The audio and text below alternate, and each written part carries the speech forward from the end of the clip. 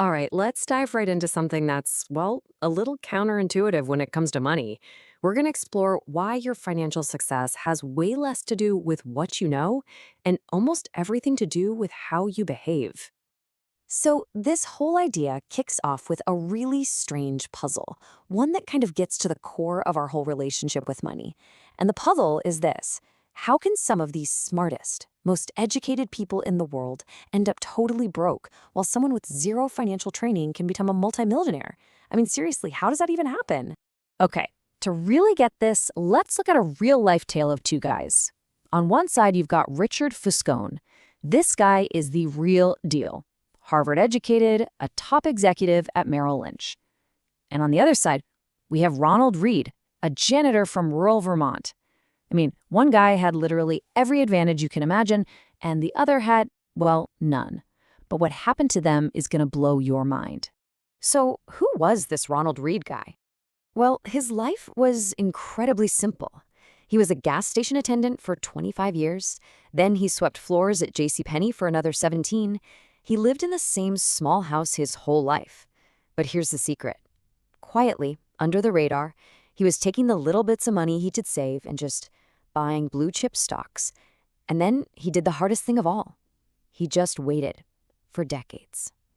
When he passed away, people were stunned to find out this quiet, humble janitor was worth over $8 million. And what about our Harvard exec, Richard Fuscone? Well, during the 2008 financial crisis, he went completely bankrupt. He was leveraged to the hilts, overconfident, and it all came crashing down. So what was the difference here? It wasn't about IQ points or a fancy degree. Not at all. It was just behavior, plain and simple. One man was patient, the other got greedy. And that made all the difference. Okay, so behavior is huge, but it's not the whole story. There are these other two forces, these kind of invisible currents that are always pushing and pulling on our finances. And those are luck and its twin brother, risk. Think about Bill Gates. We all know the story, right? Brilliant guy, super ambitious. But we often forget about the massive dose of pure luck that kickstarted his entire journey. Back in 1968, he went to a high school called Lakeside. Now, what's so special about that? It was one of the only high schools on the entire planet that had a computer. The odds of that happening, literally 1 in a million. And here's where risk comes in, the other side of that same coin. Gates had a best friend, Kent Evans. By all accounts, Kent was just as smart, just as driven.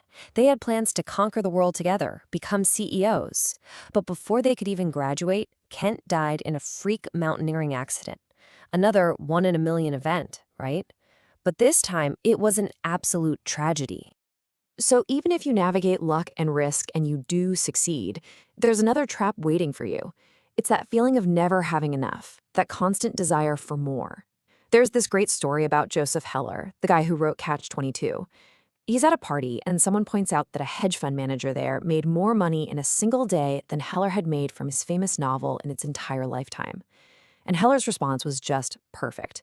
He said, "Yes, but I have something he will never have. Enough." And that inability to just say, "I have enough," is such a destructive trap.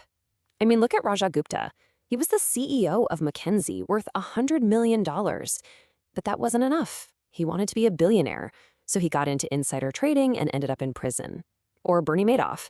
He already had an incredibly successful legitimate business, but he threw it all away to chase even more with his infamous Ponzi scheme. These guys already had everything, but they just couldn't stop. So all of this really makes you stop and think, right? If chasing more is so dangerous, then what's the point? What are we actually working for? What's the real prize when it comes to building wealth? You know, we have this funny idea that if we buy expensive stuff, people will admire us. We want that fancy car because we think it'll earn us respect.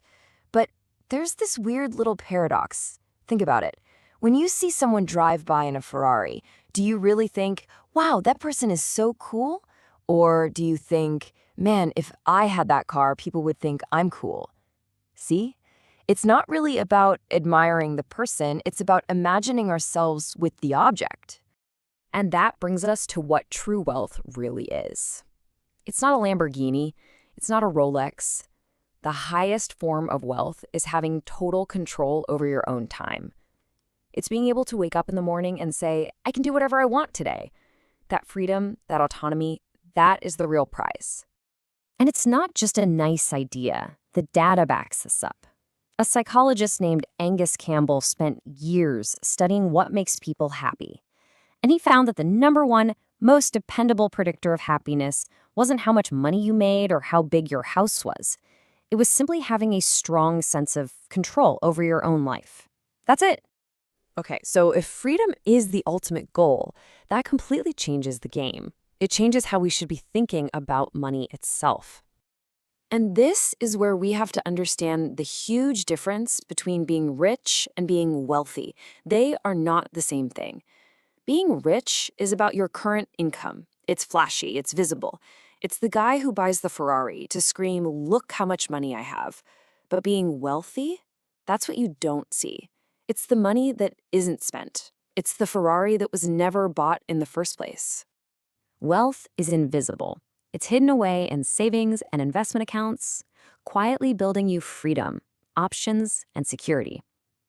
It's funny, a lot of people say they want to be a millionaire, but what they usually mean is that they want to spend $1 million. And of course, that's the absolute fastest way to make sure you're not a millionaire anymore. All right, so let's put this together. The goal is freedom. The method is building wealth that no one sees. So what's the key skill that ties it all together? What is your actual, real-life financial superpower? So much of the financial world wants you to be totally rational, cold, calculating, like a computer running a spreadsheet. But that's not how we work, right? We're human. We get scared, we get excited, we're messy. And that's actually okay. In fact, your superpower isn't trying to be perfectly rational, it's being reasonable. Check this out. There's a guy named Harry Markowitz. He literally won a Nobel Prize for creating what's called modern portfolio theory. It's this super complex, hyper-rational way to invest. So what did he do with his own retirement money? Did he use his own genius formula? Nope. He just split it 50-50 between stocks and bonds.